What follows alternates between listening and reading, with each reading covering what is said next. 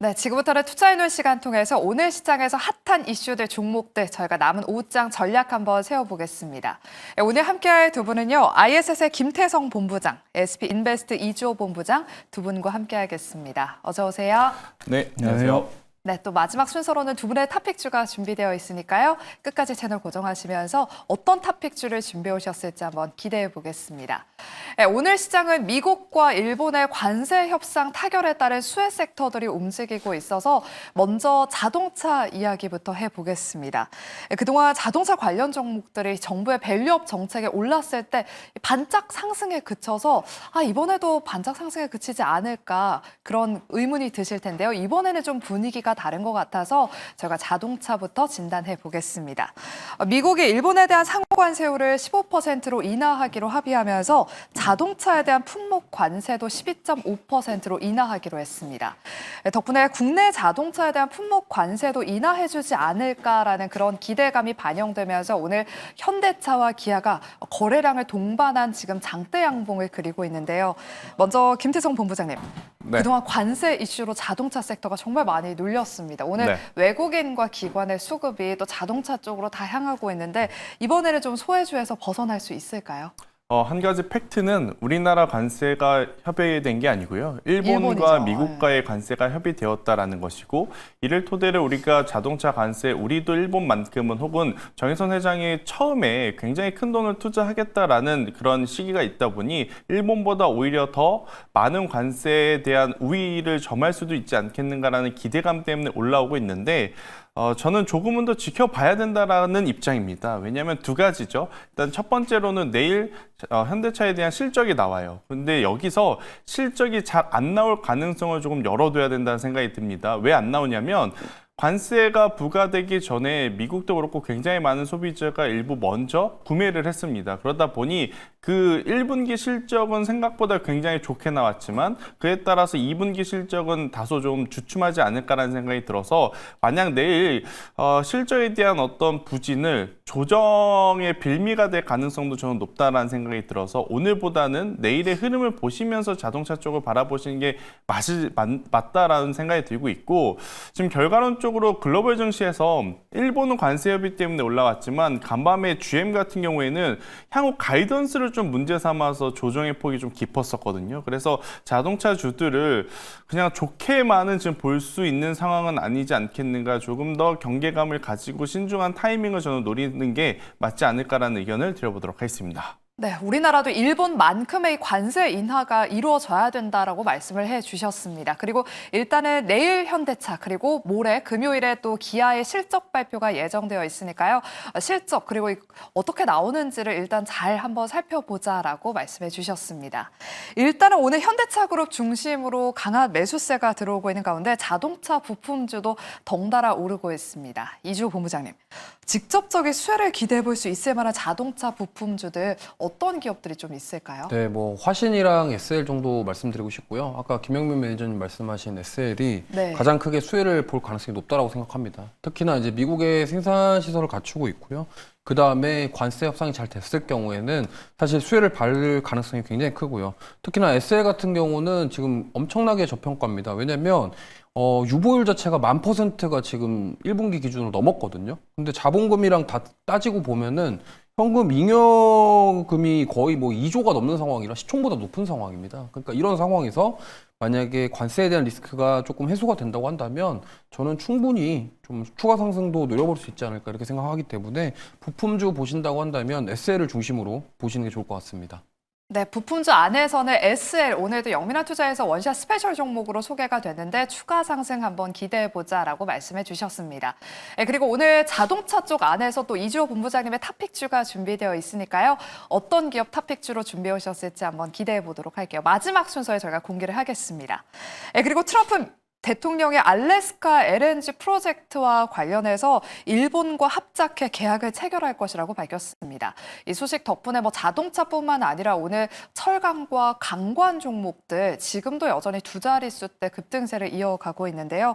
이주호 본부장님, 조선 기자재 쪽은 상대적으로 조금 지지부진한 모습인데 국내 기업들도 알래스카 LNG 프로젝트에 참여하게 될지 지금 좀 분위기가 어떤지 좀 전해주시고요. 또 그렇게 된다면 어떤 섹터에 좀 집중을 해봐야 될지 있을지도 짚어주실게요. 네, 오늘은 사실 이 알래스카 프로젝트 일본이랑 합작 투자한다라고 얘기 나오면서 사실 관광 관련주들은 올랐는데 지금 조선이랑 조선 기자재쪽은 하락이 나왔습니다. 자동차랑 상대적으로 반대되는 모습이 나왔는데 자동차 같은 경우는 개인적으로 이렇게 생각합니다. 그러니까 트럼프 대통령이 일본과 한국의 자동차 시장에서 좀 관세에 대한 우위를 점할 수 있도록, 그러니까 한쪽이 더 유리하게 관세를 적용받으면 그쪽으로 치우치게 될 수밖에 없기 때문에 그런 경쟁 구도에 있는 우리나라 자동차 쪽의 관세를 인하해 줄 가능성이 높다라는 측면에서 지금 오늘 자동차주들의 수급이 들어왔다고 한다면, 지금 조선이라던가 조선 기자재 쪽 같은 경우는 지금 일본과 일단 먼저 진행이 됐고요. 근데 우리나라는 먼저 이러에 대한 기대감이 있었는데 과연 이쪽에 대한 수혜를 받을 것인가에 대한 불확실성 속에서 좀 오히려 차익 매물이 나오지 않았나, 이렇게 반대되는 흐름이 나왔기 때문에 이 점을 잘 참고해 보시면서 대응해 보시면 좋겠고, 조선 쪽은 사실 LNG라던가 이러한 뭐 선사들의 그러한 실적에 대한 기대감이 굉장히 좋기 때문에 특히나 고부가치 선박에 대한 부분들까지 생각해 본다면 역시나 LNG 관련 쪽은 여전히 트럼프 대통령의 그런 정책과도 연결되어 있는 부분이기 때문에 보셔야 되겠지만, 오늘 그래서 좀 약간 쉬어가는 흐름이 나오지 않았나 이렇게 보고 있기 때문에 조선주들은 계속적으로 좀 추적 관찰하시면서 지켜보시는 게 좋을 것 같다 말씀드리겠습니다. 네, 계속해서 추적 관찰하면서 흐름 지켜보자라고 말씀해 주셨습니다. 이어서 다음으로는 오늘 코스닥 지수를 이끌고 있는 제약바이오 이야기해 보겠습니다. 지난주에 이어서 이번 주에도 제약바이오 종목들로 수급이 연일 들어오고 있습니다. 오늘 삼성바이오로직스가 2분기 실적 발표를 앞두고 있는데요. 저희가 이 시간에서도, 투자해놓은 시간에서도 호실적이 기대되는 제약바이오, 셀트리온이 또 호실적을 보여줬기 때문에 후속 기업 어딜 볼까요? 라고 여쭤봤을 때 삼성바이오로직스라고 답이 나왔습니다. 지금 삼성바이오로직스에 대한 기대감도 커져가고 있는 상황인데, 김태성 본부장님. 네. 실적 발표 전후로 해서 어떤 대응 전략이 필요할지 좀 궁금하고요. 아직 인적 분할에 대한 리스크가 좀 남아있는데 이 부분은 좀 염두에 둬야 될지 어떻게 보세요?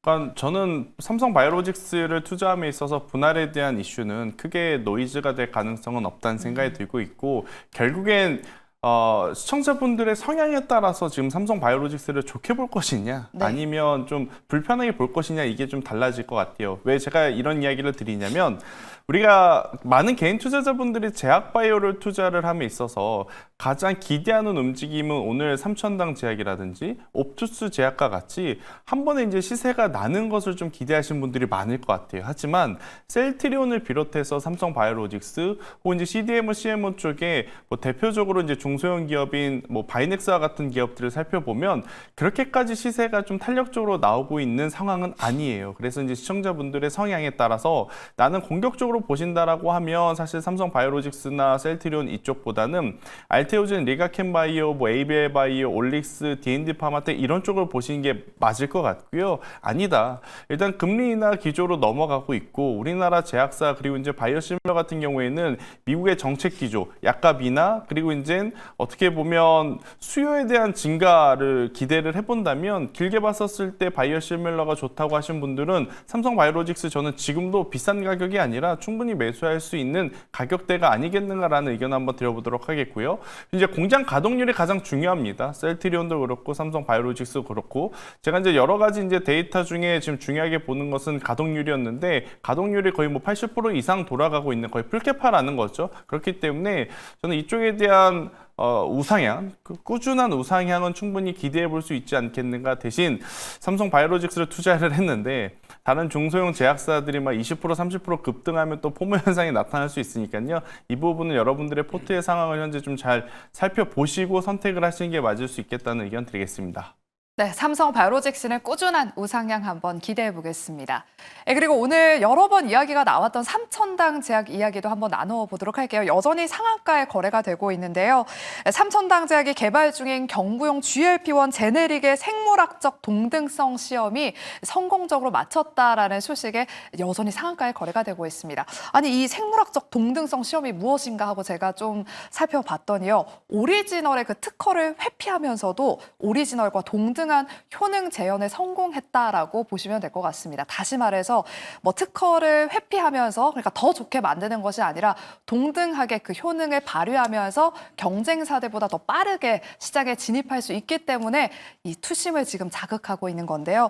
덕분에 계열사인 옵투스 제약도 지금 급등하고 있습니다. 이주호 본부장님, 삼천당 제약은 앞으로 상승 여력이 어디까지 남아있을지 좀 궁금하고요. 또 후속주로 요즘 제약바이오 종목들이 이렇게 이슈가 한번 탁 터지면 시원시원하게 올라줘요.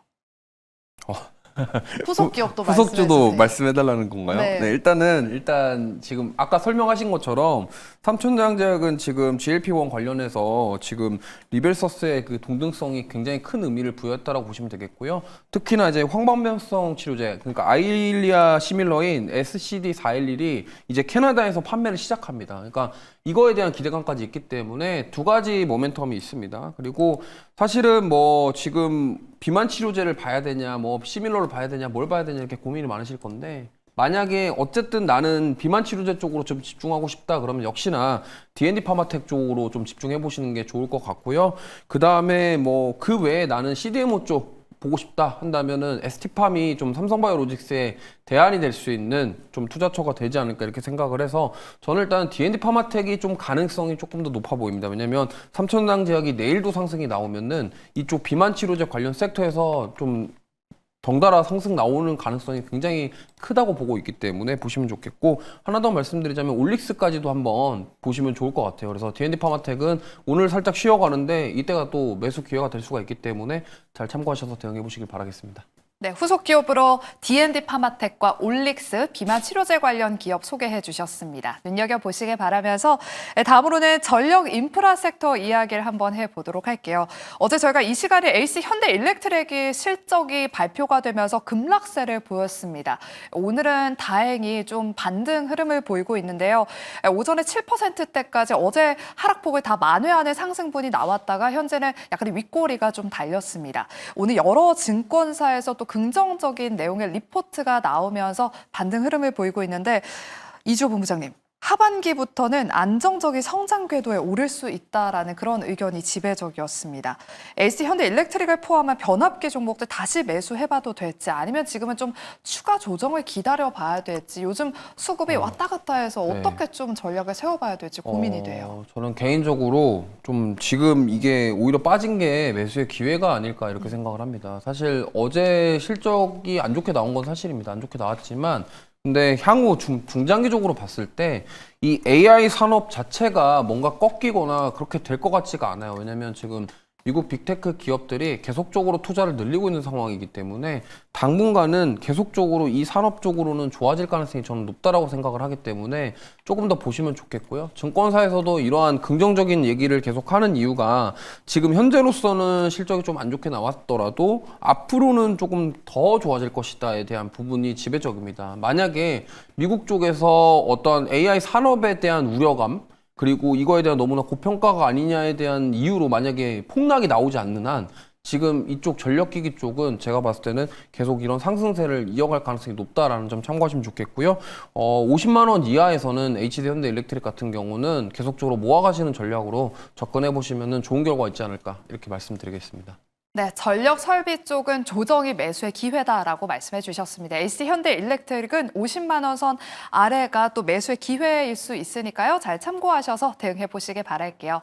그리고 최근 트럼프 대통령의 스타게이트 프로젝트에 대한 의무 사업 차질 보도가 나오면서 미증시뿐만 아니라 국내에서도 뭐 전력 설비 원전주들이 이 소식으로 잠시 휘청였습니다. 하지만 오픈 AI CEO 샘 올트먼이 이에 대해서 반박을 했는데요. 오라클과 함께 데이터 센터를 추가 확장한다고 밝혔습니다. 김태성 본부장님. 네. 이 소식에 시간외 거래에서도 미국 원전주들이 상승 흐름을 보였는데요. 오늘 국내 원전주 안에선 두산 에너빌리티가 그래도 한 1%대 정도 상승세를 보이면서 좀 반등하려는 흐름을 보이고 있습니다. 지금 구간에서 원전주는 담아보는 전략 어때요? 일단 원전 섹터에 대해서는 저도 긍정적으로 보여지지만 종목을 좀 압축을 해볼 필요가 있고 그 종목을 압축하는 데 있어서는 결국 수주잔고 기준으로 본다면 두산에너빌리티와 아무래도 이제 BHI 여기에 이제 공기업까지 포함을 한다면 실적적으로 가장 그나마 나은 모습을 보이고 있는 한전, KPS 이렇게 이제 세 기업을 좀 뽑아볼 수는 있을 것 같은데요. 살 거냐 말 거냐, 그러니까 매수와 매도 타이밍에 대한 고민은 저는 조금 해볼 필요는 있습니다. 안 좋다가 아닙니다. 저도 중장기적으로 보면 원전은 결국 필요하고, 그리고 이제 필요에 따라서 지금 받고 있는 어떤 밸류에 원전이라고 하는 밸류가 한 번 더 얹혀질 가능성도 저는 높다라고 생각을 하지만, 조금은 더 지켜보실 필요가 있는 게, 간밤에 지금 미국 증시도 굉장히 혼조권으로 마무리가 됐었습니다. AI 데이터 센터 분야에서. 그러니까 오픈 AI가 지금 계속 문제가 되는 것은, 데이터 센터를 만드는 것도 만드는 거지만 그 유지하는 데 비용이 거의 한 3천억에서 매년 4천억 정도 든다라고 해요. 그러면 오픈 AI가 사실은 구독 서비스를 통해서 그만큼 혹은 그 이상의 매출 규모를 매년 지금 내면서 혹은 2배수, 3배수를 더 낼 수 있을까? 이것은 고민을 해볼 필요는 있을 것 같거든요. 그러다 보니까 지금 뭐 오라클이라든지 아니면 마이크로소프트라든지 다른 빅테크 기업들과 협업을 해서 뭔가 계속 진행을 하고자 하는 모습을 보이는데, 과잉 공급에 대한 부담도 한쪽에서는 느끼고 있는 것 같아요. 어제 엔비디아의 주가가 좀 밀렸죠. 그리고 이제 메타도 결국 데이터 센터에 투자에 진심이긴 하지만 또 주춤주춤 거리고 있는 상황이기에, 저는 원전 같은 경우에는 추후에 길게 보면 당연히 간다고 보지만 지금 당장 오늘의 위치에서 쫓아갈까라는 질문에는 조금은 더 기다려 보심이 어떻겠는가라는 의견을 드려보도록 하겠습니다. 네, 그럼 마지막으로 제가 반도체 전략 여쭤보겠습니다. 오늘 자동차와 뭐 바이오 이쪽으로 수급이 다 일제히 몰린 탓에 반도체는 조금 쉬어가고 있습니다. 하지만 내일 또 중요한 또 SK하이닉스의 실적 발표가 예정되어 있는데요. 오후장에 SK하이닉스를 포함한 HBM 밸류체인 종목들 좀 담아보는 전략 어떨지 우리 이주호 본부장님한테 한번 여쭤보도록 할게요. SK하이닉스가 현재 강보합권으로 좀 상승 전환을 시도하고 있습니다. 내일 실적 발표 앞두고 어떤 전략을 좀 세워보는 게 좋을까요? 참 우리 시청자분들과 많은 분들은 하이닉스가 실적이 잘 나올 거라고 생각을 하고 있습니다. 누구나 다 마음속에 그렇게 생각하고 있을 것 같은데, 일단 중요한 것은 지금 조정이 나왔고, 근데 수급적으로 지금 너무 안 좋습니다. 외국인 기관들이 계속 매도를 하고 있기 때문에 과연 우리가 예상했던 것만큼의 실적이 그 이상 나올 것이냐, 아니면 그 예상했던 것보다 조금 못 미칠 것이냐, 이거는 조금 보고서 판단해야 될 것 같아요. 만약에 외국인들과 기관이 지금 이렇게 빠졌음에도 불구하고 적극적으로 매수하는 그런 흐름이 나왔다고 한다면 좀 공격적으로 들어가셔도 좋다, 이런 말씀을 드리겠지만, 지금 상황에서는 제가 봤을 때는 조금 보수적으로 대응하시는 게 어떨까, 이렇게 좀 말씀드려보고 싶습니다. 네, 보수적으로 대응하자라고 말씀을 해주셨고요. 마지막으로 오늘 또 코스닥 시장의 새내기주 도우인시스라는 기업 여쭤볼게요. 김태성 본부장님. 네. 초박형 강화 유리를 만드는 기업인데 타이밍이 좀 좋았던 것 같아요. 최근에 폴더블폰 관련주들이 또 순환매를 띠면서 도우인시스도 오전부터 굉장히 핫했습니다. 네. 현재는 약간 음봉을 좀 그리고 있는데 44,000원대에서 움직이고 있거든요. 연속성 있는 시세가 나와줄 수 있을지, 이런 신규 상장주 어떻게 좀 대응을 해봐야 될까요? 타이밍이 좋은 것처럼 보였는데 네. 막상 지금 시간대 돼서 보니까 2% 좀 아쉬운 타이밍인 것 같아요. 지난주에 만약 했었다면 어땠을까라는 생각이 드는데, 일단 오늘의 어떤 전강 후 약의 모습이 다소 속상하실 것 같긴 합니다. 그래도 조금은 더 보실 필요가 있는 게, 오늘 오전에 이제 우리나라 장 전에 제가 체크한 바로는 갤럭시 폴드 시리즈가 역대 최대 지금 사전 예약에 도달했다라는 뉴스가 나왔고, 우리가 지금 바라보고 있는 것은 삼성전자가 많이 팔고 있는 이걸 보는 게 아니지 않습니까? 무엇을 보고 있냐면, 애플의 폴더블 폰이 정말로 시장에 진출을 했을 때 얼마만큼의 파급 효과를 불러일으킬까, 이제 우리가 이 부분을 보면서 지금 투자를 하고 있는 상황이라서 저는 천천히 더 보셔도 괜찮다는 생각이 듭니다. 지금 갤럭시 시리즈가 1번부터 7번까지 나오면서 이게 될까 안 될까 애플은 계속 지켜보면서 고민을 했을 겁니다. 그런데 이제 그들도 봤을 때 사업성이 뚜렷하게 보이니까 이제 참전을 하려고 하는 그러한 상황인 것으로 보여지거든요. 그리고 공교롭게도 이 폴드 시리즈 같은 경우에는 우리나라 삼성전자가 제일 잘 만듭니다. 그렇다는 건 즉 삼성전자에 공급하는 부품사들도 거의 초인류 기술을 가지고 있다는 것으로 풀이를 할 수 있고, 애플이 폴더블 폰을 만들려면 그 기업들의 도움이 절실히 필요함을 우리도 한 번 더 생각을 해본다 했었을 때, 저는 부품사들은 조금은 더 보셔도 괜찮지 않겠는가. 분명히 최근 이제 한 2주 동안이죠. 약 10거래일 동안 쉬지 않고 올라왔기 때문에 그에 따른 조정은 나올 수는 있지만 그 조정을 이용해 볼 필요는 있고, 도우인시스는 조금은 더 보실 필요 있겠다는 설명 드리도록 하겠습니다. 네, 그럼 이제 마지막 순서로 두 분의 탑픽주 한번 공개해 보겠습니다. 먼저 이주호 본부장님의 탑픽주부터 바로 공개해 볼게요. 오늘 자동차 쪽에서 탑픽주를 준비해 오셨다고요? 네, 저는 이제 현대차 실적을 앞두고 코리아 FT를 가져왔습니다. 일단 가장 중요한 것은 하이브리드 차에 대한 실적 기대감인데 많이 팔리지 않았을까라고 싶어요. 그래서 지금 코리아 FT 같은 경우는 현대랑 기아에 이제 카본 캐니스터라던가 필러넥, 선바이저 이런 것들을 납품하고 있는데 이 카본 캐니스터가 하이브리드 차의 필수적인 부품이기 때문에 이 부분을 좀 부각받을 가능성이 높고 특히나 이제 하이브리드 차 수출이 증가되면서 이 기업이 수혜를 받을 가능성이 저는 높다라고 생각하기 때문에 좀 보시면 좋을 것 같아요. 좀 최근에 좀 많이 올라오긴 했는데 그래도 불구하고 아직도 업사이드 많이 열어둘 수 있다라는 점. 그리고 사실 시가총액은 1,500억 인데 지금 매출은 7천억이 넘는 상황이라 굉장히 좀 저평가 구간이 아닌가 이렇게 생각하기 때문에 보시면 좋을 것 같습니다. 목표가는 6,500원, 손절가는 4,800원 말씀드리도록 하겠습니다. 네, 현대차의 실적 발표를 앞두고 코리아 FT 오늘 탑픽주로 말씀해 주셨고요. 이어서 우리 김태성 본부장님의 탑픽주도 바로 공개해 볼게요. 일단 저는 전선주를 지금 계속 말씀을 드리고 있는데 네. 오늘도 이제 대한전선을 좀 계속 추적해 보셨으면 좋겠다라는 생각이 듭니다. 그러니까 여기로 가도 저리로 가도 지금 시장의 주도주가 될 만한 모습은 AI와 반도체 산업이 될 가능성이 높습니다. 물론 하반기 금리 인하 기대감 때문에 제약바이오도 보고 있긴 하지만 여전히 지금 굉장히 많은 빅테크 기업들의 투자가 이루어지고 있어서 공통적으로 필요한 것이 무엇일까라고 하면 당연히 전력 에너지원이고 또 우리나라도 정치적으로 정책적으로 또 많이 나오고 있는 게 에너지 고속도로에 대한 이야기들이 지금 주기적으로 좀 나오고 있는 상황인 것 같습니다. 그렇다면 여기서 이제 정말 수혜를 볼 수 있는 기업들, 그 수혜를 볼 본업을 가지고 있는 기업들은 해상 케이블에 조금 더 특화되어 있는 기업들일 수 있거든요. 이번 주에 LS마린솔루션이 굉장히 좋은 호실적을 냈죠. 그렇다면 대한전선을 포함한 다수의 전선주들도 정말 좋은 성과를 낼 가능성이 높습니다. 지금 기업들 지금 당장의 어떤 실적에 대해서 잘 나올까 말까 굉장히 고민을 하고 있는데 저는 전선 케이블 쪽 같은 경우에는 워낙 구리 가격도 지금 많이 올라온 상황이라서 실적에 대한 부담감은 크게 없다라는 생각이 들어요. 그래서 현재의 위치에서 시세가 덜 나지 않는 지금의 위치가 저는 기회다라고 좀 보여져서요. 오늘 종가 기준에 한번 공략을 해보시는 것도 괜찮다라는 생각이 들고 있고 대한전선 같은 경우에는 제가 손절 라인을 14,000원 좀 가지고 나왔거든요. 14,000원이라는 가격대가 이탈을 하게 되면 그때는 손절을 하시는 게 맞을 것 같고요. 만약 상승할 시에는 목표가 2만 원 제시드리고 2만 원이 넘어가면 더 길게 보셔도 괜찮다라는 의견 드려보도록 하겠습니다.